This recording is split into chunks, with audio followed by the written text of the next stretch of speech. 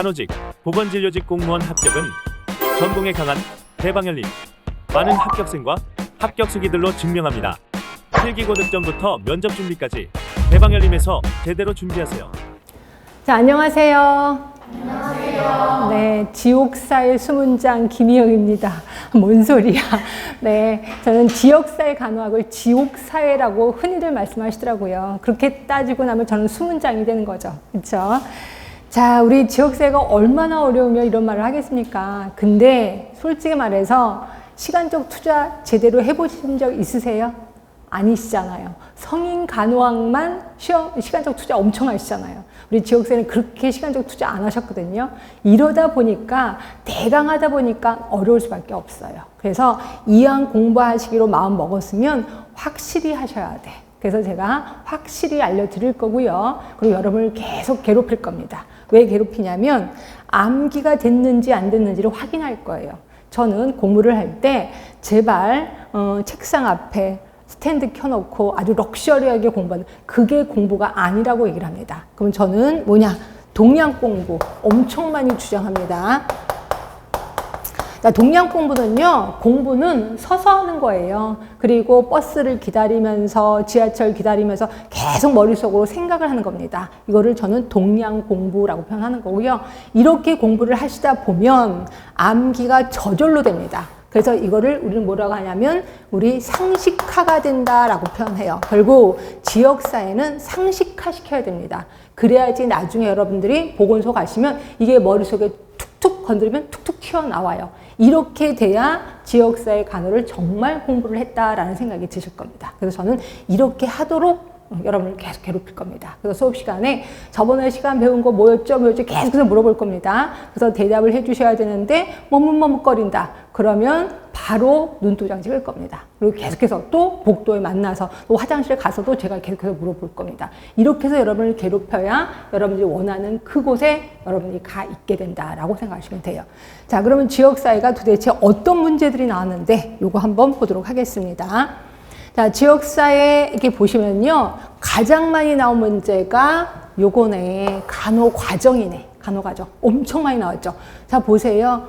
9개나 나왔습니다. 요번에 서울시에서. 저는 20문제 중에 9개 나온 완전히 간호과정판이에요. 도대체 이건 뭘 하는 거야? 라는 생각이 들었는데 이게 뭐야? 잠깐만요.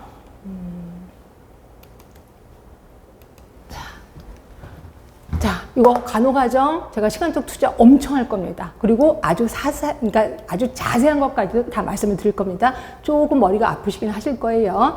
자, 그 다음으로 많이 나오는 게 정책이요. 제가 이제 지역사회 실습을 좀 담당하고 있는데 그곳에 보건소에 가면요. 거기 있는 부장, 계장님들이 그래요. 우리 학생들 정책, 기획 이런 것 좀 하게 해주세요. 왜냐면 점점 가는 게 정책 쪽이거든요. 그러니까 우리 스스로 정책도 하고 기획도 하고 수행도 하라는 거예요. 그래서 이쪽 부분이 굉장히 많이 부각이 돼서 그런지 시험 문제가 점점 커지고 있다. 이렇게 생각하시면 될 것 같고요. 자, 그 다음으로 많이 나오는 게 약간 차이가 있지만 역학 쪽. 그래서 역학 쪽 하면 계산하는 문제가 되게 많이 나와요. 이러다 보니까 여러분들이 조금 어렵습니다라고 하는데 여러분들 우리 이과가 베이스예요. 계산하는 게 훨씬 더 편합니다. 그래서 요거 계산하다 보면 제일 쉬운 게 역학이다라고 생각이 들 정도로 딱 끊어집니다. 그래서 요거 하는 거고요. 그 다음에 나머지는 거의 비슷한데 자, 요게 이제 모자보건 쪽. 그 다음에 나머지는 거의 비슷합니다. 그렇죠? 그러니까 골고루 공부를 해야 되겠다라고 보시면 되는데 특히 서울시 같은 경우 요번에는 안 나온 게 꽤나 많아요. 1차 보건의료 건강지진 이건 되게 중요한데도 안 나왔고요. 산업보건도 거의 안 나오긴 합니다. 그 다음에 거의 안 나오는 게 학교 쪽이긴 하는데 요번엔 학교 쪽이 한 문제씩 나왔다. 보건교육이 포함이 되긴 하겠지만 하여튼 이렇게 좀 나왔다. 결국 어느 거 하나 등한시할 수가 없구나 라고 생각하시면 돼요. 그럼 어떤 문제들이 나왔는지 좀 보도록 할게요. 자, 보건정책입니다. 특히 이 중에서 노란색으로 나온 게 요번에 나온 문제라고 보시면 될 것 같고요. 자, 보건의료 정책의 특징 오늘 배우실 겁니다. 그리고 건강한 공공정책 수립 이것도 오늘 배우실 거고요. 또 오늘 배우실 거 지역사회 간호사의 역할 이거는 뭐 매번 나올 수밖에 없습니다. 그 다음에 노인장기 요양보험 지금 우리가 밀고 있는 게 노인장기 요양보험이에요. 그래서 그런지 이번에 시험 문제 나왔고요. 그 다음에 보건의료 체계 구성 요소라고 해서 이거 배울 때 제가 구구단 외우듯이 외워라 또는 머릿속에 각인해라 라고 하는 게 있습니다. 요거 자주 시험 문제 나오더라고요. 그리고 이 의료급여는 정말 심심하면 나와요. 심심하면. 근데 요번에 좀 나왔다 라고 보시면 되고요. 이 중에서 단골 문제는 진료비 지불보상제도. 그래서 우리 행위별 수까지 아실 거예요. 우리나라 거기 때문에 좀 자주 나오는 거고요. 그 다음에 보건소의 기능, 지역보건법. 시험 문제 자주 나올 수밖에 없습니다. 우리가 이쪽에서 일을 하고 있기 때문에 그런 것 같아요. 자, 그 다음에 지역사회 간호과정. 아까 시험 문제 좀 자주 나온다라고 표현했고, 이 중에서 우리 목표, 산출 목표, 이거 시험 문제 나왔고, BPRS는 워낙 단골입니다. 그래서 매번 나온다는 거 보시면 되고, 목표가 중요한 것만큼 평가가 중요해요. 그래서 결과평가 지표. 항상 목표 나온 평가, 이런 게 좀 같이 나오긴 하더라고요. 그 다음에 이제 방문 쪽이요. 우리가 보건소에서 하는 게 주로 방문인데, 그러다 보니까 방문 건강관리 사업의 군분류. 이거 되게 암기력을 요하는 거거든요. 근데 한번 나왔고, 설마 또 나오겠어? 또 나왔습니다. 그래서 요거 군분류는 정말 달달달달달달 외워야 되겠구나.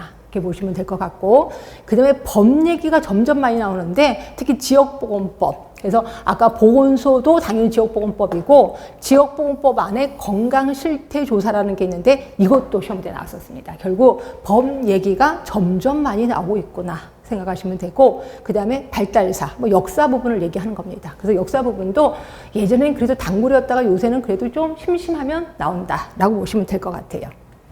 자, 역학 쪽입니다. 자, 역학 쪽에 요번에 나왔던 것들이 이제 교차비, 계산하는 겁니다. 요거 한번 배우면 되게 편해요. 아직 계산하는 그 방법만 확실히 아시면 편할 것 같고요. 자, 발병력, 동력, 이것도 역시 계산하는 거. 그 다음에 기초감염 재생산수, 민감도 특이도 역시 계산하는 거고, 단골 문제라고 생각하시면 될 것 같고요. 그 다음에 여러분들이 암기의 최고봉, 법정감염병, 1급, 2급, 3급, 4급. 다 외우셔야 돼. 우리 같이 외울 겁니다. 이런 게 좀 나왔고요. 그 다음에 리벨 클락이라는 사람 외워두셔야 돼. 되게 중요한 사람입니다. 이분이 제시한 질병의 자연사. 근데 워낙 쉬워요. 1차 예방, 2차 예방, 3차 예방이거든요. 이거 좀 나왔고요. 그 다음에 후양적 코호트 연구. 그래서 우리 코호트 연구, 후양적 코호트 연구, 환자 대조군 연구, 이거 시험 문제 좀 단골 문제입니다. 이 중에서 요번에는 후양적 코호트 연구가 나왔었구나라고 보시면 돼요. 그 다음에 이제 기획과 간호이론에서 여러 가지 이론들이 많이 나오는데, 자, 요번에 나온 이론 좀 보세요. 뉴만 이론. 이 사람은 워낙 단골이잖아요. 지역사회에서 간호이론 과정에 되게 유명하신 분이 뉴만인데, 이분 또 시험 문제 나왔고요. 그 다음에 TTM 이론. 이게 이제 지금 교수님들이 밀고 있는 이론이 이 TTM 이론이라고 생각하시면 되고, 이 이론 갖고 연구도 엄청 많이 하십니다. 그래서 그런지 시험 문제 좀 나왔었고요. 그 다음에 건강증진 모형, 건강신념 모형 중에서 건강신념 모형이 좀 오랜만에 시험 문제 좀 나왔었다. 이렇게 보시면 되고, 이 모든 이론의 가장 기본에 깔려있는 게 체계 모형이거든요. 근데 체계 모형이 정말 한 번도 시험 문제가 나온 적이 없었어요. 기본에 깔려있기 때문에. 근데 요번에 요 체계 모형이 좀 나왔었다. 이렇게 보시면 될 것 같고요. 그러니까 되게 신기한 게 뭐냐면, 예전에는 잘 안 나왔던 문제들이 다시 새롭게 나타나기 시작했다라고 보시면 돼요. 그러다 보니까 교과서에서 그 어떤 내용도 등한시할 수 없다. 아까 제가 얘기한 것처럼. 자, 그러면 1차 보건의료와 건강증진 중에서 우리 1차 보건의료 하면은 보건의료 전담 공무원. 네, 요 일을 하시는 분이 보건의료 전담 공무원이거든요. 요 분의 하는 일. 그래서 의료행위 외에 네, 업무도 한번 시험 문제 나왔었고요. 그 다음에 무엇보다도 단골은 헬스플랜 2030이죠. 얘는 2020 때도 시험 문제 자주 나왔는데 2030 나오자마자 굉장히 시험 문제가 많이 나왔습니다. 이렇게 나왔고, 그 다음에 건강증진과 관련된 뭐 오타와 헌장, 오타와 건강증진 나왔고, 그 다음에 국민건강증진법이 있거든요. 아까 지역보건법이 있고, 국민건강증진법 안에 지역보건의료계획서, 요게 이제 헬스플랜 2030이에요. 그러니까 법 얘기도 또 나왔어요. 그러니까 법이 굉장히 시험에 좀 자주 나올 수밖에 없겠구나. 이렇게 생각하시면 될 것 같고. 자, 산업보건입니다. 산업보건에서는 나올 게 나왔는데, 작업 환경 관리 기본 원칙, 그다음 대치. 요거는 제가 할 때 이것도 좀 구구단 외우듯이 또 순서대로 외웁시다라고 하는데, 요게 시험 문제 나왔었고요. 아무래도 저는 산재, 산업재해보상법, 요게 좀 시험 문제 좀 자주 나올 수밖에 없는데, 요번에는 요게 안 나왔습니다. 근데 요게 워낙 자주 나오거든요. 요게 단골 문제 생각하시면 되고, 그 다음에 직업병으로는 열사병. 요거 뭐 나올 수밖에 없었고 또 나왔었습니다. 그 다음에 또 나온다면 요거 혹시 학부 때 많이 들어보시죠? D1, D2, C1, C2. 예, 요거를 묻는 문제도 좀 많이 나왔었다라고 보시면 되고, 그 다음에 MSDS라고 해서 이게 교과서 구석에 처박혀 있는 문제였었거든요. 근데 요게 작년인가 시험 때 나왔었을 거예요. 그래서 어떤 분이 이런 게 없었어요. 그래서 제가 책을 딱 보고 여기 있습니다 했더니, 이게 언제 이 책에 있었어요? 그래서 깜짝 놀라시더라고요. 이게 구석에 처박힌 문제들이 좀 나왔었다 하시면 되고, 그 다음에 학교 보건입니다. 점점 줄어들고 있는 게 학교 보건. 그렇죠? 그래서 지금 교수님들이 보건교사는 별 신경을 안 쓰는 것 같아. 그래서 점점 줄어들고 있는데, 그래도 그동안에 나왔던 것 중에 학교장의 업무, 보건교사의 직무, 요 두 개를 비교하는 문제가 나왔었습니다. 그래서 두 개를 믹스시켜 놓고 보건교사의 직무로 옳은 건 뭐냐. 그래서 시험 문제 나왔었고, 아무래도 학교 내 감염병에 대해서는 좀 신경 쓸 수밖에 없겠죠. 그래서 결핵 환자에 대한 등교 중지, 감염병 발생 시 보고사항, 이게 이제 코로나19 때문에 나왔었던 문제다라고 보시면 될 것 같고, 자, 보건교육에서 학습 목표, 이 학습 목표 암기량이 어마어마하거든요. 요거를 묻는 거. 그래서 인지적 영역 나왔고, 이번에는 심리운동 영역에 학습 목표를 묻는 게 나왔고요. 그 다음에 여러분들이 싫어하는 이론 중에 행동주의, 인지주의, 이걸 구분하는 그것도 사례를 들어가면서 라는 그런 문제 나왔었고요. 그 다음에 이제 보건교육 방법 중에 뭐 심포지움, 분단 토의, 패널 토의 이런 것들을 묻는 문제들이 종종 나옵니다. 그리고 나머지 합리적 행위론이 있고 계획된 행위론이 있는데 요 두 개를 비교하는 문제도 좀 나오고 있습니다. 조금 지금은 낯설 거예요. 근데 분명히 우리 학부 때 다 배우셨고 다시 한번 또 배우기도 할 겁니다. 그 다음에 또 하나 이제 조금 특이한 건 뭐냐면 교육 기법이 나와요.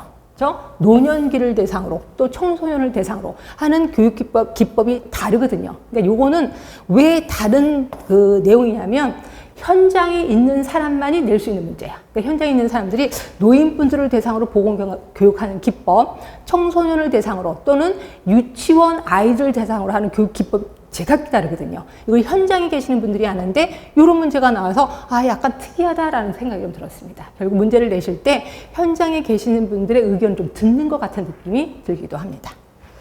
자, 그 다음에 이제 모자보건.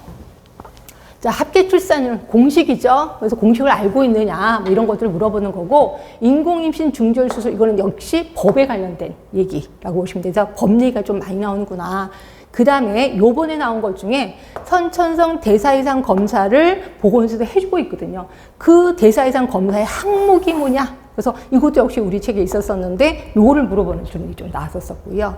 그 다음에 워낙 유명한 알파 인덱스. 그래서 알파 인덱스가 뭐야? 이러면 절대로 안 돼요. 이거는 제가 머릿속에 각인을 하라라고 하는 거고, 그 다음에 이제 모성 사망비라고 해서 이것도 제가 강의할 때 좀 할 말이 많습니다. 근데 이것도 시험 문제가 좀 종종 나왔구나라고 보시면 돼요.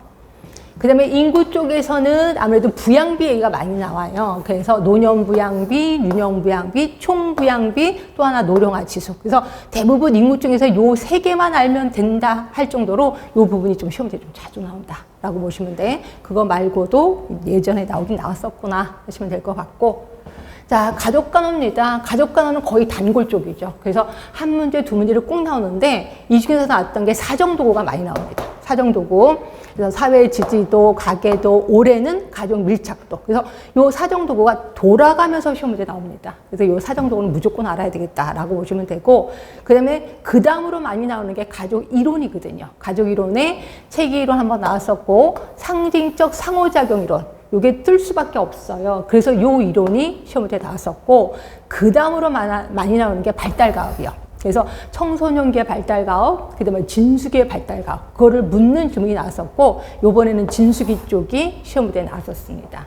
그 다음에 취약가족의 종류가 이게 은근히 나오더라고요. 그래서 계속 몇 번, 한 3번 정도 나왔고, 올해도 나왔습니다. 취약가족의 종류. 이것도 역시 외우면 되겠구나 라는 생각을 하시면 될 것 같고, 자, 환경 쪽입니다. 진짜 환경 쪽은 진짜 시험 문제 안 나오다가 요즘 슬슬 작년부터 나오기 시작합니다. 왜냐하면 환경 쪽은 교수님들이 진짜 몰라요. 그렇죠. 그래서 지금 뭐 지역사회 교수님들 보면 환경 쪽 너무 골치 아프고 원래 환경은 양이 엄청 많고 숫자도 다 외워야 되거든요. 그래서 환경 쪽을 싫어해서 교수님들 문제를 안 내다가 이제 환경 쪽에 관심 있는 교수님이 한 분 들어오셨나 봐. 그래서 문제를 조금씩 내기 시작해서 이것도 조금 긴장을 해야 되는 게 이쪽 부분입니다. 이 중에서 런던 스모그 들어보셨을 거예요. 그리고 또 하나가 LA형 스모그 있습니다. 이 두 개를 비교하는 문제가 제법 나옵니다. 그 다음에 또 하나는 먹는 물 수질 기준이 있는데 이게 수치를 외우는 거예요. 이게 굉장히 어려워요. 종류도 엄청 많거든요. 그래서 저는 이 문제 나오면 그냥 틀려버립시다 라고 주장은 하고 싶은데 억울해. 왜냐면 그냥 외우면 암기만 하면 맞는 거거든요. 그렇죠? 그래서 요것들도 웬만하면 외울 수 있으면 외우셔야 돼. 왜냐면 나오는 항목이 몇 개 안 되거든요. 그래서 요거 거기 굉장히 많은 항목 중에 몇 개만 단골 항목이 있어요. 그것만 외우면 되겠다라는 생각이 좀 드시면 될 것 같고, 나머지 상수의 정수 과정도 제가 이거 강의하면서 얘기하겠는데 이게 말이 많은 문제였거든요. 그런데도 불구하고 이제 계속 교수님들이 우기면 어쩔 수가 없는 거예요. 환경 쪽 교수님들 이겁니다. 이것도 되고 이것도 답입니다. 라고 했는데 우리 지역사회 교수님들은 아니야 이거야 라고 하면 그냥 그대로 통과가 되는 거예요. 그래서 요거에 조금 말이 많았던 문제다라고 보시면 될 것 같고, 환경 쪽에서 그래도 나름대로 시험 문제 좀 나왔던 건 이제 식중독 쪽이 좀 많이 나왔을 겁니다. 그래서 비브리오 식중독도 한번 나왔었고요. 그래서 제발 환경 쪽은 조금 많이 안 나왔으면 좋겠어. 한 문제, 두 문제만 나왔으면 제일 좋겠습니다. 자, 그리고 이제 마지막에 지역사회 간호사업 쪽에서는 재난 쪽이 한때 붐을 이뤘죠. 유행을 해갖고 계속 나오다가 작년부터 안 나오기 시작하더라고요. 올해도 안 나왔습니다. 올해는 나왔습니다. 재난 안전관리가 이거 노란색이니까 올해 나오고 작년에는 안 나왔거든요. 하여튼 이게 조금 주춤한 상태라고 보시면 될 것 같고, 그 다음에 중증도 분류, 그러니까 재난하면서 중증도 분류, 재난 단계 이런 것들이 시험도 쭉 나왔었다가 그 다음에 조금 주춤한 상태, 이렇게 보시면 될 것 같고요.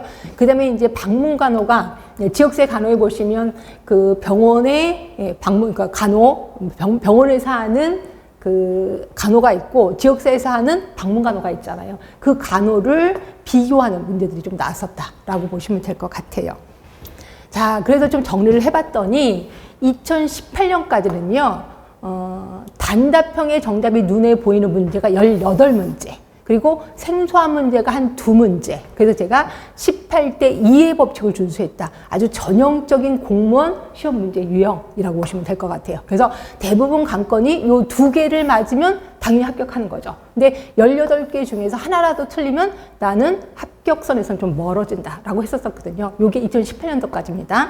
그러다가 2019년, 2021년까지 말도 안 되게 아주 쉬운 문제만 나왔어요. 뭐 이런 문제가 나왔어. 그래서 오히려 공부를 많이 한 사람들은 오히려 틀렸어요. 설마 이런 문제가 나오겠어? 문제를 혼자 꼬는 거예요. 그래서 다른 정답을 때려서 오히려 틀렸던 사람, 그러니까 공부 잘했던 사람들이 오히려 합격을 못하는 게 요쪽.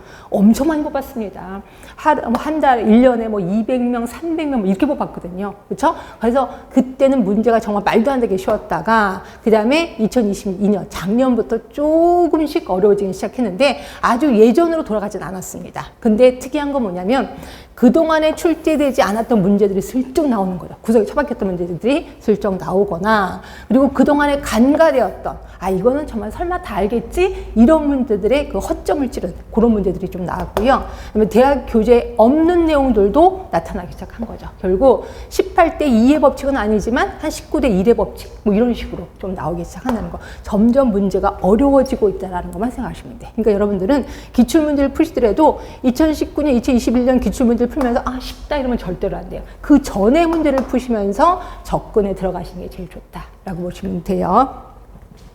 자, 그러면 제 수업은 어떻게 할 거냐? 맨 처음에 제가 이렇게 그 이론으로 들어가기 전에 전체적인 프레임을 알려드릴 거예요. 그러니까 예를 들어서 뭐 정책이다 하면 정책이 어떤 거서 쭉 얘기를 할 겁니다. 칠판을 쭉쭉 쓸 거고, 이때는 여러분들이 옆에 막 쓰시지 않으셔도 돼요. 그냥 귀만 열어놓고 있으면 돼. 이런 것들을 이번 시간에 배울 거구나 하시면 돼. 그래서 요게 끝나고 나면 제가 책에 줄을 칠 겁니다. 줄을 치면서 아까 했던 내용을 다시 한번 반복을 하는 거예요. 구체적인 내용 알기. 이때는 열심히 줄을 치시고 열심히 쓰셔야 됩니다. 그리고 우리가 이제 3강을 하잖아요. 마지막 시간에 그 3시간 동안 배웠던 걸 다시 한번 상기시킬 겁니다. 요거를 뒤에 보시면 이제 파이널 테스트라고 있는데 그걸 보면서 이제 상기시킬 겁니다. 결국 같은 내용을 3번 반복하게 되는 거예요. 결국 2주에서 3번 반복하다 보면 머릿속에 남는 게 있단 말이에요. 결국 집에 가서 공부를 할 때 아주 기본 베이스에서부터 공부하는 게 아니라 어느 정도 수업 시간에 배운 게 머릿속에 들어가고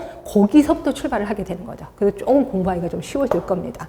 자, 그리고 나면 다음 주에 쪽지 시험이 기다리고 있어요. 그래서 여러분들 조금 일찍 들어오셔서 점심시간 조금 줄이고 일찍 들어오셔서 문제를 푸시는 거예요. 책을 펴면서 푸시는 게 아니라 내 머릿속에 있는 지식 갖고 같이 푸는 거예요. 이러다 보면 내가 몰랐던 거를 알게 되고 아주 기본적인 문제거든요. 그리고 또 내가 잘못 생각했던 것들이 있어요. 나는 A라고 생각했는데 아 이게 A 다시였구나 라는 걸 알게 될 겁니다. 그래서 약점을 좀 알게 쪽지 시험을 볼 거고요.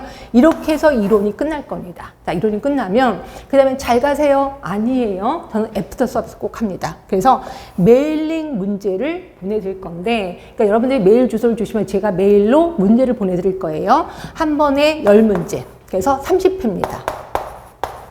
300문제를 풀게 되는데 죄송하지만 정답은 안 가르쳐 드려요. 제가 이제 문제를 이렇게 보내드리면 여러분들이 보고 1번의 답은 뭐고 2번의 답은 뭐고 쭉 저한테 답을 보내주시면 돼. 그러면 제가 거기서 2번 틀렸습니다. 3번 틀렸습니다. 라고 보내요. 그럼 여러분 다시 2번의 정답은 또 뭐고 3번의 정답은 뭐고 이걸 또 다시 보내주셔야 돼. 언제까지? 맞을 때까지. 그렇죠? 근데 내가 문제를 다 맞았어. 그러면 새로운 문제를 바로 보내드릴 겁니다. 그래서 내가 빨리빨리 공부를 하면 30일 만에 다 끝낼 수도 있어요. 그러니까 이거 누가 하라는 거 아니에요. 강제 아니에요. 본인들이 하시면 제가 언제든지 할 수 있습니다. 이거 해주시면 되고 그 다음에 제가 그랬잖아요. 동량 공부를 하려면 실력을 유지해야 되는데 그게 파이널 테스트, 일명 괄호 넣기라고 하는데 요거 제일 좋은 거는 사진을 찍으시는 게 제일 좋아요. 그쪽 파이널 테스트를 사진을 찍어서 버스 기다리면서 한번 핸드폰을 보는 거죠. 그 가로 안에 단어를 집어넣으셔야 돼요. 단어를 생각을 나시면 되는 거죠. 그래서 지역사회는 단어를 누가 많이 알고 있느냐에 이제 실력의 관건이 벌어지고 있다라고 보시면 돼요. 그래서 그거.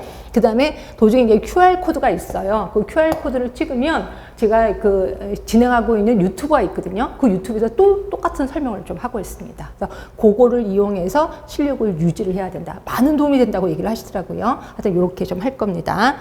자, 그러면 제 책에 자, 보시면 아시겠지만 법 관련 내용을 되게 많이 정리를 좀 많이 했습니다. 왜냐면 법을 너무너무 힘들어 하셔서 그렇다고 해서 법을 아예 그냥 내 용어로 쓰면은 아예 여러분들이 법을 볼 능력이 안 되거든요. 그래서 법의 내용을 집어넣고 여기에 이제 좀 정리를 좀 했습니다. 예, 그렇게 해서 법을 좀 수월하게 공부할 수 있도록 좀 정리를 많이 했고 특히 법 쪽에 제가 좀 신경을 많이 썼습니다.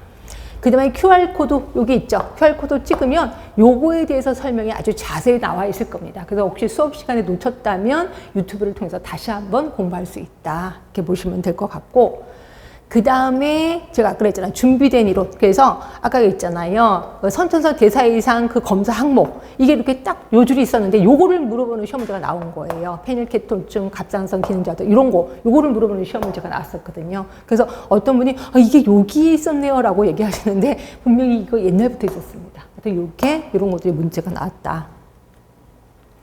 그 다음에 이제 기출문제에 다 새로운 2023년 지방직이다, 뭐 서울시다 이런 식으로 다 써놨습니다. 그래서 기출문제도 다 공부하실 수 있는 기회가 주어질 거고요. 그다음에 제가 제일 싫어하는 게 이건데 그 내용에 자, 몇 년도에 이 부분이 시험에 나왔고 어디에서 나왔다 이런 걸 좀 써놨거든요. 근데 제일 싫어하는 이유 중에 하나가 이런 거 표시만 된 것만 공부하시는 분이 있어요. 안 돼요. 이거는 당연히 공부하시고 표시가 안 된 것도 공부하시라는 거죠. 근데 하여튼 이걸 표시를 한 이후부터는 이것만 하시는 분이 있어서 그래서 제가 좀 개인적으로 싫어하는 게 이쪽 부분이다. 자, 그 다음에 암기노트 아까 파이널 테스트요. 가로놓기 기억하시죠? 요 부분을 사진을 찍으라는 거예요. 책에 곳곳에 있습니다. 단원별로. 그러니까 요걸 찍어서 요게 정답인데 정답 부분을 가리고 이 정답을 요 단어들을 생각할 수 있게 하면은 나는 얼추 공부가 잘 되고 있다라고 보시면 될 것 같고. 그 다음에 체크 포인트가 있습니다. 이게 이제 심화 내용이라고 보시면 돼요. 그래서 제가 보시면 처음부터 이 내용을 다 공부할 필요는 없다. 너무 힘들어요. 그래서 대부분 체크 포인트는 슬쩍 넘어가시고, 그 다음에 그러니까 제가 수업 시간에 한 것만 이론을 공부하시고, 그 다음에 두 번째 텀으로 공부하실 때는 이걸 좀 하시는 게 좋고, 그 다음에 이걸 본격적으로 해야 되는 게 이제 문제풀이. 특히 모의고사 문제풀이 할 때는 이쪽 부분을 제가 접근에 들어갈 거거든요. 그러니까 그때서는 체크 포인트로 심화 내용을 좀 공부하시는 게 좋습니다. 그렇죠? 그 다음에 맨 마지막에 보시면 2023년 보건복지부 질병관리청 주요 보건의료 정책이 있는데 이거는 지금 공부하시면 안 돼요. 언제 공부하시면 되냐면 여러분들이 이론에 합격을 했어. 그리고 면접을 기다릴 때 이거 공부하세요. 왜냐면 면접 볼 때 이런 내용을 많이 물어보거든요. 그래서 그때는 이거를 좀 숙독하도록 하는 게 좋겠습니다. 네, 이렇게. 그럼에도 불구하고 질문이 있다. 자, 질문 여기다 하시는 거예요. 진동 카페에 간호전공 스타디 이쪽 부분에다 질문을 올리시면 제가 바로 답변을 드리도록 노력을 하겠습니다. 근데 답변이 좀 늦어져. 그러면 제가 지금처럼 강의를 한다거나 또는 제가 바깥에 나가서 책을 못 배우는 경우, 왜냐면 책을 보고 다시 한번 제가 정확히 알려드려야 되거든요. 그래서 조금 시간이 늦어질 수도 있어요. 근데 어떤 분들은 그러더라고요. 왜 내 것만 대답을 안 해주세요? 이렇게 얘기하는데 그쪽 부분을 책이 없어서 책을 확인할 시간을 좀 달라는 거죠. 그러니까 너무 서운해하지 마시고 어떻게 해서든지 하루는 지나가지 않을 거예요. 거기서 답을 좀 달아주시면 된다. 자, 이렇게 저랑 같이 수업을 할 겁니다. 그래서 언제까지? 여러분이 원하는 그 자리에 있을 때까지 하실 겁니다. 자, 그러면 우리 이제 본격적으로 수업 들어갈게요. 자, 우리 책에 제일 먼저 보시면 정책 얘기나 16쪽입니다. 보건정책이 나오는데 이쪽에서 중요한 거는 뭐냐면요. 보건정책의 결정 과정이에요. 보건정책의 과정입니다. 말 그대로. 그 과정을 공부하셔야 되는데 이 과정이 크게 한 5단계로 나눌 수 있어요. 하나가 정책의제 설정 과정. 정책의제 설정 과정. 단어가 어려워요. 그래도 외우셔야 돼. 정책의제 설정 과정. 그리고 나면 정책이 결정이 됩니다. 그 다음부터 조금 외우기 쉬울 거예요. 정책이 결정됐어. 그리고 나면 결정된 정책을 집행해요. 자, 집행하고 나면 그 다음에 평가를 해야 되겠죠. 자, 평가가 끝났어. 그러면 종결되겠죠. 그래서 다 외우실 필요는 없는데 이런 과정을 거치는구나. 이 중에서 요 2개 과정을 좀 신경 써 주셔야 돼. 특히 정책의제 설정 과정 좀 단어가 낯선데 이건 도대체 뭔데요? 이거예요. 자, 국가 살림살이는 몇 년짜리일까요? 국가가 살림살이 몇 년 할까요? 국민들한테 세금을 걷어들여서 요거 갖고 몇 년 동안 살림살이를 할까요? 1년. 그렇죠? 그러니까 매년 세금을 걷어들이는 거예요. 1년 살림살이를 합니다. 근데 국민들이 갖고 있는 문제들이 엄청 많을 거예요. 그렇죠? 그 문제를 1년 안에 해결하지는 못할 거예요. 그래서 어떻게 하냐면 요번 올 한 해에 어떤 문제를 풀어볼까 문제를 뽑는 단계를 정책의제 설정 과정이라고 해요. 국민들이 갖고 있는 문제 중에서 우선순위 1순위를 뽑는 단계구나 라고 보시면 돼요. 그 문제에는 어떤 문제가 있는데요. 자, 문제에는 종류가 4개 문제가 있어요. 일단 개인 문제. 자, 개인 문제는 그냥 개인이 갖고 있는 문제예요. 설마 국가가 개인이 갖고 있는 문제를 해결해 주진 않을 거예요. 그 개인 문제가 좀 많아져. 그렇죠? 그럼 이게 이런 문제를 갖고 있는 사람이 많아져. 그럼 이거를 사회 문제가 됐다라고 표현해요. 그러니까 예를 들어서 한두 사람이 자살을 해. 그러면 그냥 속상한 일이 있어서 자살하나 보다. 근데 이게 유행을 타는 거예요. 모 연예인이 자살해서 죽었는데 그 연예인을 좋아했던 청소년이 다 따라서 죽었대. 그럼 우리가 뭐예요? 막 사람들이 막 얘기를 하죠. 뭐야 이렇게 얘기를 하죠. 그게 사회 문제가 된 거예요. 그렇죠? 사회 문제가 되고 나면 이게 조금 더 많아져. 그래서 이제 꼭 우리 국민들이 그래요. 이거 국가가 해줘야 되는 거 아니야? 그래서 흥분하기 시작해. 그래서 국가 보고 해달라고 요구를 합니다. 그럼 이거를 우리 뭐라고 하냐면 공중의제가 됐다라고 표현해요. 그리고 나서 국가가 드디어 뽑아줬어요. 뽑아준 거를 우리는 정부의제가 됐다라고 표현하고 있습니다. 죄송하지만 외워두시는 게 좋습니다. 개인 문제가 사회 문제가 되고 공중의제가 되고 정부의제가 된다. 그런데 이게 자연적으로 되는 건 아니에요. 그럼 뭐가 되느냐? 자, 여기에 이슈화가 들어가야 돼. 그러니까 이슈화라는 거는 사람들이 3, 4, 5 모이면 수다를 부리는 거죠. 요번에 또 누가 죽었다며? 요번에 또 누가 죽었다며? 수다를 부려요. 그죠? 이걸 이슈화라고 표현하는 거야. 그리고 나면 사회 문제가 되는 거고, 사회 문제가 공중 의제가 되려면 사회적인 이슈화가 일어나야 돼요. 그럼 사회적인 이슈화는 뭔데? 제일 좋은 건 이거를 주제로 영화를 만드는 거예요. 그래서 영화를 만들면 사람들이 영화를 보고 아 그때 그게 그런 거였구나. 이거 가만히 있으면 안 되는 거 아니야? 우리 촛불이라도 들어야 되는 거 아니야? 라고 흥분하기 시작하는 거죠. 그래서 공중의제가 되는 거고 공중의제의 대표적인 게 이제 촛불 시위라고 보시면 되고 이거 갖고 정부가 채택을 하게 된다라고 보시면 돼. 그리고 나서 이렇게 채택된 문제를 이제 딱 집어서 그 다음에 계획을 하는 거죠. 그리고 나면 집행하고 평가를 하게 된다라고 보시면 돼. 자, 그래서 제가 요 두 번째 단계는 외워두시고 얘 문제 좀 기억하자라고 표현했습니다. 다시 한번 줄쳐볼게요. 자, 16쪽입니다. 자, 16쪽 보시면 정책의 개념이 나오는데요. 아, 이것도 좀 설명 들어가긴 해야 되겠다. 정책이라는 단어가 있고 그 다음에 행정이라는 단어가 있어요. 여러분들은 그놈이 그놈 아니에요? 라고 생각하는데 아니에요. 정책은 뭐냐면요. 정치가가 말 그대로 계획을 하는 거야. 이런 거를 하겠다라고 계획을 하는 걸 정책이라고 해요. 이거는 누가 하는 거냐면 정치가가 합니다. 그러니까 말 그대로 국회의원이 이런 거 하겠다라고 계획을 짜는 거예요. 그 계획을 짜면 그 계획을 그대로 수행하는 게 행정이에요. 그렇죠? 그러면 그거 하나 물어볼게요. 보건소는 정책기관이에요? 행정기관이에요? 행정기관이에요. 결국 위에서 보건복지부에서 정책을 짜면 그걸 그대로 수행하는 게 보건소예요. 그래서 우리 보건소는 행정 말단기관이다 라고 표현하고 있어요. 그렇죠? 그런데 지역보건법에서 우리 보고 정책도 하래요. 그리고 니네가 계획 짜면 니네가 그거 계획한 대로 수행을 하래. 그러니까 우리 보고 계획을 하라고 내려왔습니다. 그래서 여기에 집어넣은 거예요. 정책이 뜬금없이. 하여튼 우리는 정책도 해야 되는구나 라고 보시면 돼. 자, 볼게요. 정책이란 옆으로 쭉 가시면 사회의 중요한 문제를 해결하기 위한 정부의 공식적인 의사결정. 결국 기획이라는 거예요. 아, 그렇구나. 외울 필요는 없어요. 정책이 뭐라는 거 감만 잡으시면 돼.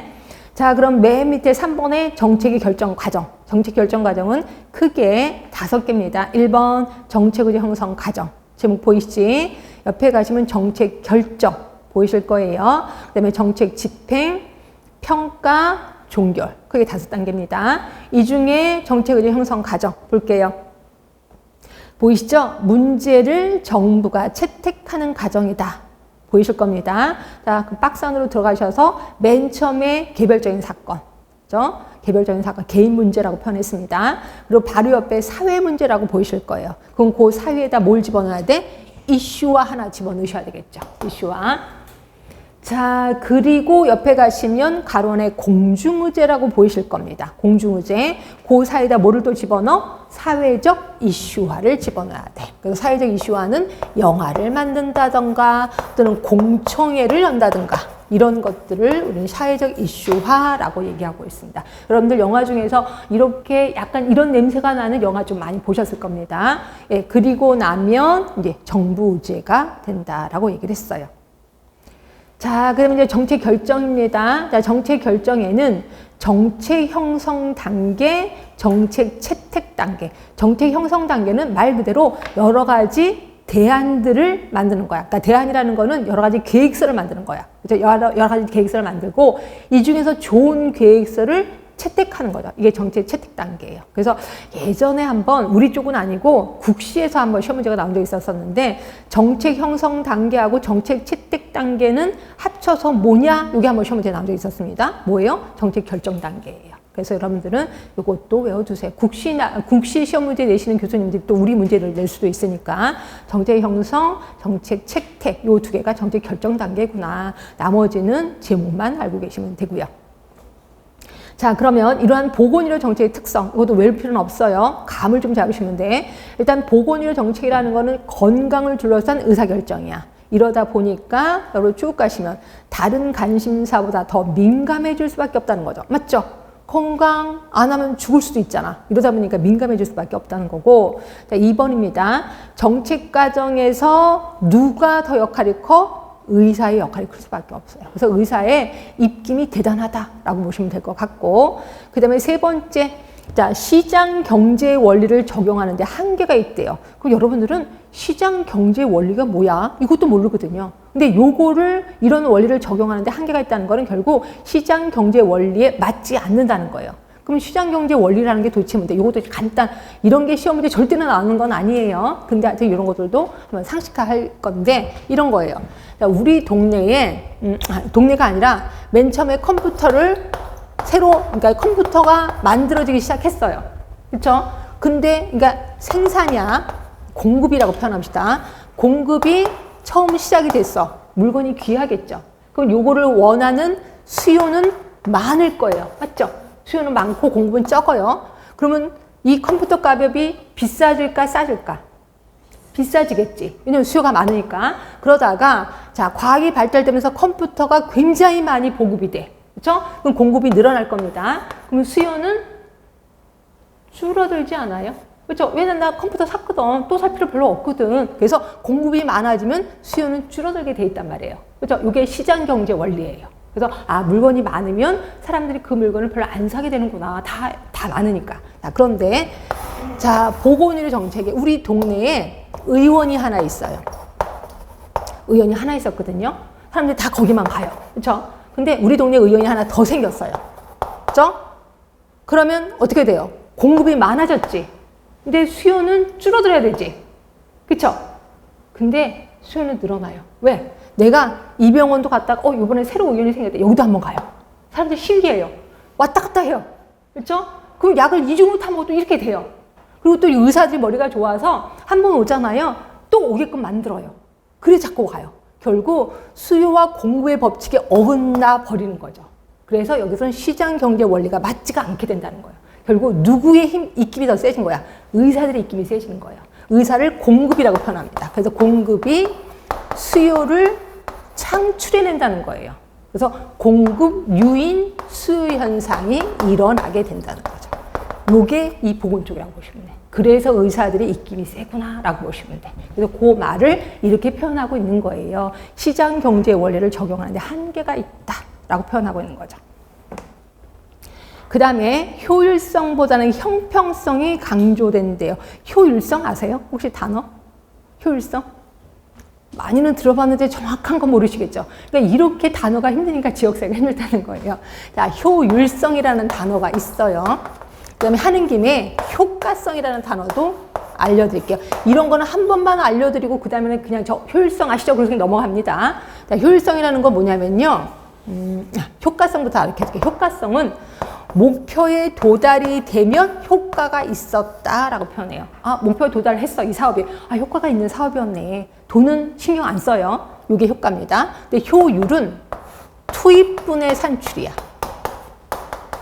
결국 효율성이 높으려면 어떻게 해야 돼? 산출은 왕창이고 투입은 조금이어야 돼. 결국 돈은 조금 투자해서 그 다음에 결과가 왕창 얻으면 효율성이 높았네 라고 표현하는 거야. 결국 효율성은 돈 얘기가 들어갑니다. 근데 효과는 아니야. 그런 건 상관없습니다. 그러면 우리 보건의료 사업은 효율성을 추구하면 돼, 안 돼?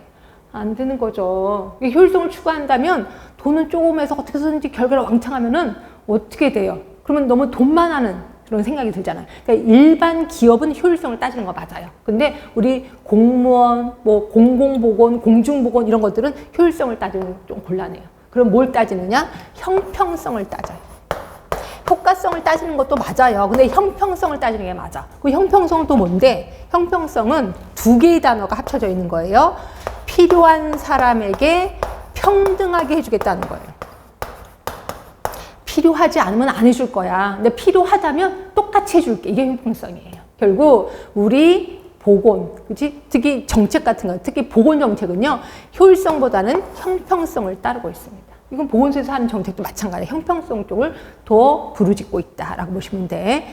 자, 그다음에 국가 경제력과 밀접한 관계가 있대요. 자, 이게 뭔 소리냐면 국가가 못 살아. 그러면 보건에 대해서 신경 쓸까 안 쓸까?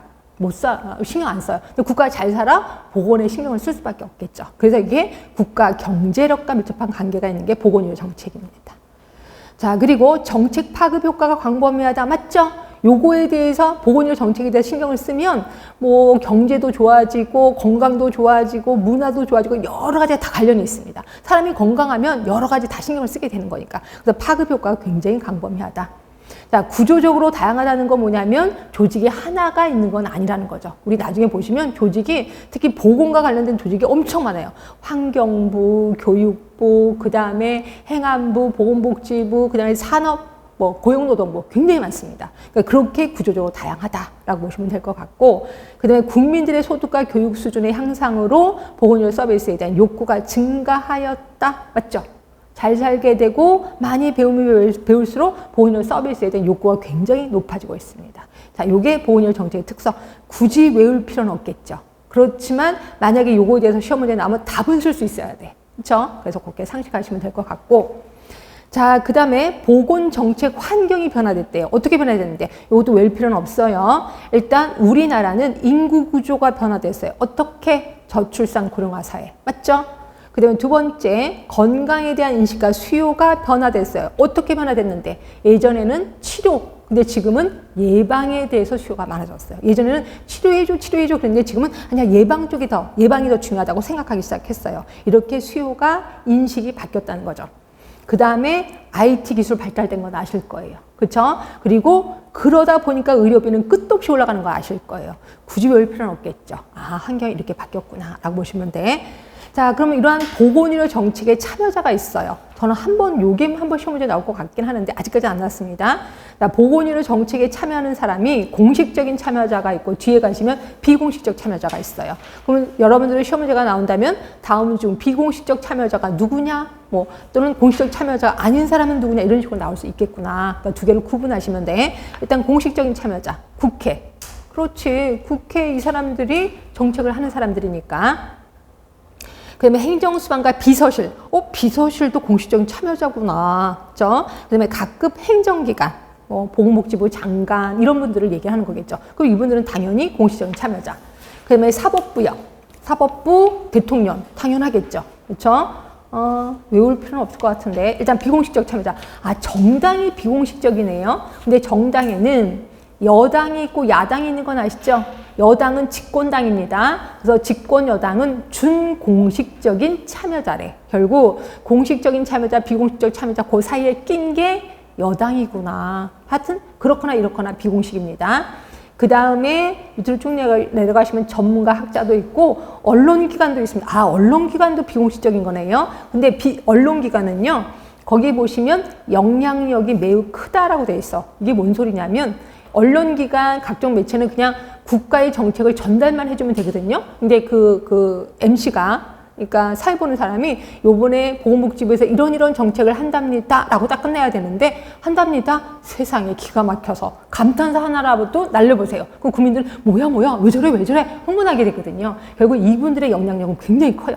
언론기관은. 그리고 일반 국민도 비공식적인 참여자구나. 그렇죠?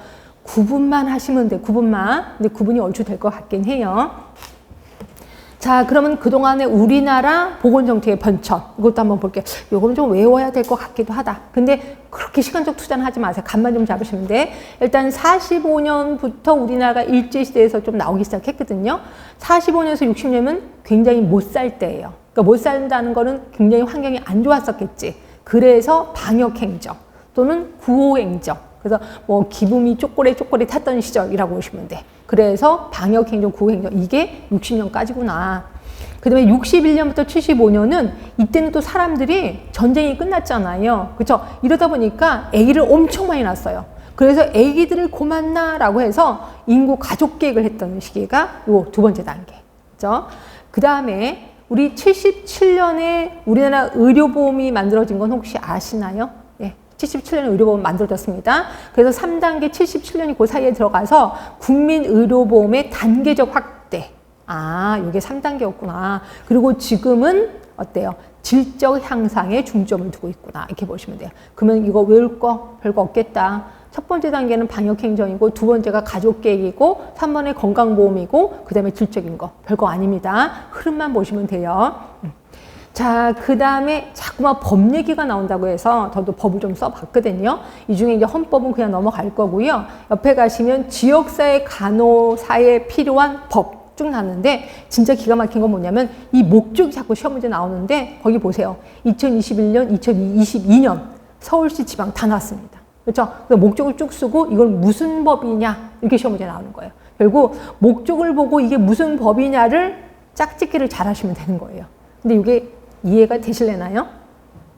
일단 지역보건법 잠깐 보실래요? 지역보건 워낙 단골이니까 거기 목적을 보시면 보건소 얘기가 나와요. 그럼 보건소 얘기 나오면 무조건 지역보건법 아니야? 이제 금방 감이 잡히죠. 보건소 하면은 무조건 지역보건법이거든요. 그리고 밑에 보시면 지역보건의료기관이라는 말도 나오고 지역보건의료정책 이런 말도 나와요. 아, 이런 단어들이 나오면 지역보건법이라고 보시면 돼. 그다음에 이제 국민건강증진법, 얘는 좀 알고 계셔야 돼. 국민건강증진법은요, 이 목적이 굉장히 중요한 목적이 있거든요. 거기 보시면 국가가 하는 일이 두 가지가 있고 국민이 하는 일이 두 가지가 있습니다. 그러니까 국민이 하는 일은 뭐냐면 건강에 대한 가치, 책임의식. 그러니까 건강은 되게 좋은 거야. 그 책임은 누구야? 국민이에요. 요 두 개를 심어주기 위해서 국가는 뭐를 하냐면 건강에 관한 바른 지식을 보급할 거래요. 지식 보급. 그리고 스스로 건강생활을 실천할 수 있는 여건을 조성하는데 환경을 조성해 준다는 거죠. 결국 국가가 하는 일은 지식도 보급해주고 환경도 조성해 주는 거야. 이게 국민건강증진법이에요. 결국 국가는 국민들이 건강생활을 할 수 있도록 환경을 조성해 주면 국민들이 스스로 건강을 하도록 자기 책임을 다하게 된다는 거죠. 이게 국민건강증진법. 어떻게 해서인지 알고 계셔야 돼. 그 다음에 또 보시면 의료법 잠깐 보실래요? 의료법. 의료법은 모든 국민이 수준 높은 의료 혜택을 받을 수 있도록 국민 의료에 필요한 사항을 규정함으로써 국민의 건강을 보호하고 증진. 이거 나오면 답은 쓸 수 있겠어요? 그렇죠? 힘들죠? 이건 좀 외우는 게 좋겠다. 모든 국민이 수준 높은 의료 혜택을 받을 수 있도록 국민 의료에 필요한 사항. 아, 이게 의료법이구나. 그렇죠? 그 다음에 응급의료는 좀 쉬워요. 국민들이 응급 상황에 신속하게 이런 말이 나오거든요. 그럼 이건 응급의료겠구나라고 느끼실 거고. 근데 밑에 것도 다 보면 아실 것 같긴 해요. 자, 뒤로 갑니다. 요것도 아실래나요? 그 모자보험법 보시면 이것도 알겠죠? 모성과 영유아의 생명, 모자보험법. 금방 아실 거예요. 그다음에 농특법 볼게요. 농어촌 등 보건의료를 위한 특별조치법. 농어촌 등 보건의료 취약지역의 주민에게 이것도 얼추 알겠죠? 그렇죠? 자, 그 다음에 산업안전보건법 이것도 알 것 같아요. 산업안전보건에 관한 기준을 확립하고 아시겠죠? 그래서 목적을 내용을 보면 이 법이 생각이 나요. 그래서 그런지 시험 문제가 자꾸 나옵니다. 그러니까 이것도 굳이 외울 필요는 없겠구나 이렇게 보시면 될 것 같고요. 자, 지금까지 제가 막 외우라는 거 없었습니다. 그렇죠? 외우라는 거 아까 말한 대로 정책의제 형성 과정 그 문제만 좀 기억하라 라고 얘기를 했고 나머지는 감으로 좀 잡아라 라고 표현했습니다. 자, 이렇게 해서 우리 개념은 다 끝났고요. 그럼 이제 건강의 개념으로 좀 들어가도록 하겠습니다. 건강의 개념에 왜 이 문제가 안 나오나 싶기도 하는데 이거 좀 보도록 할게요. 자, 건강에 대한 모형 얘기를 좀 할 건데요. 그것도 조금만 정리를 하고 줄쳐드릴게요. 자, 맨 처음이 생의학적 모형. 그 다음에 두 번째가 생태학적 모형. 그 다음에 세 번째가 면역학적 모형. 그 다음에 사회생태학적 모형. 모형이 되게 많아요. 근데 우리는 이제 요 정도까지만 배운다라고 보시면 되고 또 하나가 총체적 모형. 그 다음에 뭐 웰리스 모형 이런 것도 있는데 그건 좀 이따 하겠습니다. 일단 5개만 먼저 하도록 할게요. 자, 생의학적 모형은 그거예요. 데카르트의 심신이원론부터 시작을 해요. 자, 요건 뭔 소리냐면 마음이에요. 몸입니다. 마음과 몸은 따로따로래요. 그러니까 마음이 아픈 건 마음이 아픈 거고 몸이 아픈 건 몸이 아픈 거야. 그렇죠? 근데 마음이 아픈 거는 우리 인간이 어떻게 컨트롤 못해. 이거는 하늘에 계시는 하느님이 알아서 할 거야. 그리고 우리 인간이 컨트롤하는 건 몸이 아픈 거야. 몸이 아프면 우리 인간이 치료해 줄게. 이 몸을 숙주라고 표현해요. 숙주 안에 병원체가 들어가면 나는 병이 생기는 거예요. 그럼 숙주 몸에 있는 병원체를 죽였어. 나는 건강해지는 거다. 결국 숙주와 병원체 간의 관계를 생의학적 모델이라고 표현해요. 결국 몸이 병나, 숙주가 병났어. 기계가 고장난 거예요. 그럼 기계 고장났어? 그럼 의사들은 기술자구나. 이렇게 생각하시면 돼요. 근데 지금 보면 말도 안 되는 것 같지만 이게 지금도 하고 있어요. 왜냐면 의사들은 우리 사람 몸을 기계로 생각하잖아요. 너 방광이 고장났어? 그럼 다른 사람 방광 뚝 뛰다가 그냥 갖다 붙이잖아요. 이렇게 기계적으로 생각하는 게 생의학적 모델. 그래서 이거를 신체 개념이라고 합니다. 신체 개념. 자, 근데 솔직히 아니죠? 지금은 심신 이론론이죠? 뭔가 몸이 아프면 마음도 아프고 마음이 아프면 몸도 아프잖아요. 그래서 지금은 심신 이론론입니다. 자, 그러면 생태학적 모형은 뭔데? 생태학적 모형은 숙주 그대로 내려옵니다. 그리고 병원체 그대로 내려옵니다. 하나 더 생겼는데 그게 뭐냐면 환경이에요. 이게 생태학적 모형이에요. 그러면서 그림도 그려요. 자, 환경 있고 그 다음에 여기가 병원체고 여기가 숙주야. 그래서 얘네들이 균형을 받으면 나는 건강한 거야. 근데 균형이 깨졌어. 그럼 나는 아플 수밖에 없다 라고 얘기를 해요. 그러면서 이 중에서 가장 중요한 거는 환경이다 라고 표현하고 있습니다. 이걸 생태학적 모형. 그 다음에 이제 면역학적 모형은 뭐냐면 면역이요, 면역. 내가 굉장히 더러운 환경에서 살아. 그렇죠? 그래도 내 면역이 높으면 병이 안 걸린다는 거죠. 그래서 이거는 의사들이 주장한 건데 면역력을 높여야 된다. 면역력이 높아지면 나는 건강해. 면역력이 떨어지면 나는 아플 수밖에 없다라고 돼 있어요. 그럼 면역력을 높이려면 어떻게 해야 돼? 운동도 열심히 하고 또 맛있는 거, 뭐 영양가 있는 것도 먹으면 내 면역력 높아진다. 그럼 건강해진다라고 얘기하는 거예요. 결국 이거는 그냥 면역에 관련된 거구나라고 생각하시면 되고요. 자, 사회 생태학적 모형입니다. 사회 생태학적 모형 숙주 그대로 내려와요. 병원체하고 환경을 묶어서 결국 병원체가 환경 안에 들어가서 환경 내려옵니다. 그 다음에 또 하나가 개인 행태가 들어가요. 자, 개인 행태는 다른 말로 생활 습관이요. 아, 생활 습관에 따라서 병이 생기기도 하고 안 생기기도 하다. 그런 거죠. 뭐 내가 담배 피는 습관이 있어. 금방 죽겠지. 근데 내가 운동하는 습관이 있어. 오래 살겠구나 라고 느끼는 거예요. 그럼 이 중에서 제일 중요한 거는 개인 행태. 요게 중요하다라고 보고 있습니다. 그렇죠? 자, 총체적 모형입니다. 숙주 내려왔어요. 근데 이름을 살짝 바꿔요. 인체 생리로 내려옵니다. 인체 생리. 자, 환경 그대로 내려옵니다. 자, 그리고 개인 행태가 생활 습관으로 내려와요. 똑같은 말입니다. 생활 습관. 또 하나 생겼는데 보건의료 시스템, 보건의료 체계. 자, 그럼 여러분들은 새로 생긴 것들이 중요한데 이게 중요할까요? 아니에요. 여전히 중요한 건 생활 습관이야. 그래서 요 네 개가 건강을 좌지우지한다 한다라고 표현하고 있습니다. 자, 여기까지 줄쳐볼게요. 자, 생의학적 모델 보이시죠? 기억번에 데카르트의 정신육체 이원론, 제가 이걸 심신이원론이라고 표현했고요. 그래서 숙주와 병원체 간의 관계다라고 표현했고, 니은번 보세요. 육체를 기계나 부품처럼 생각하고 질병은 이 기계가 고장난 거고 의사는 기계를 고치는 기술자의 역할을 한다라고 표현하고 있어요. 나머지는 좀 읽어보시면 되고, 생태학적 모형 보세요.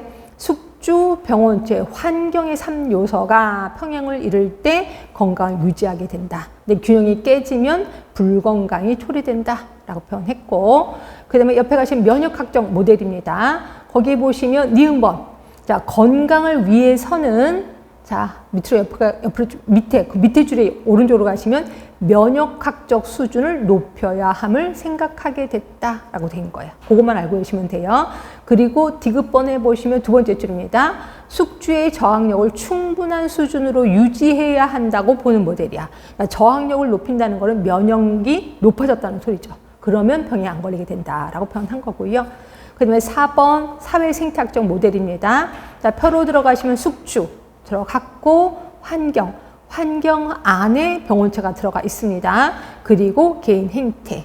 이 중에서 제일 중요한 거는 개인 행태다 말씀드렸고요. 그 다음에 총체적 모델입니다. 자, 총체적 모델은, 자, 뒤로 가시면 있을 것 같아요. 뒤로 가시면 환경, 생활 습관, 인체 생리, 보건의료 시스템. 이 중에서 제일 중요한 거 뭐라고요? 생활 습관. 말씀드렸습니다. 자, 그 다음에 우리 23쪽부터 볼게요. 23쪽에 WHO가 제시한 건강의 개념, 요거를 좀 할까 합니다. WHO는 건강의 개념을 뭐라고 얘기했냐면, 건강이란 단순히 질병이 없거나 허약하지 않은 상태만을 의미하는 것이 아니라, 여기까지 슬쩍 넘어가세요.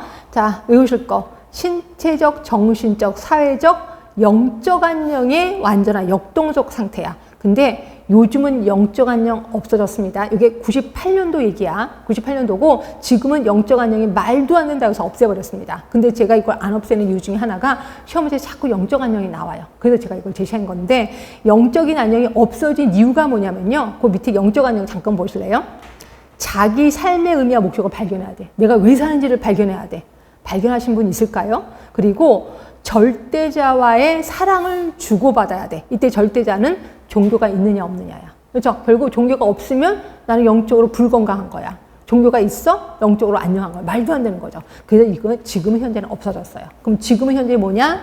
신체적, 정신적, 사회적인 안녕이라고 표현해요.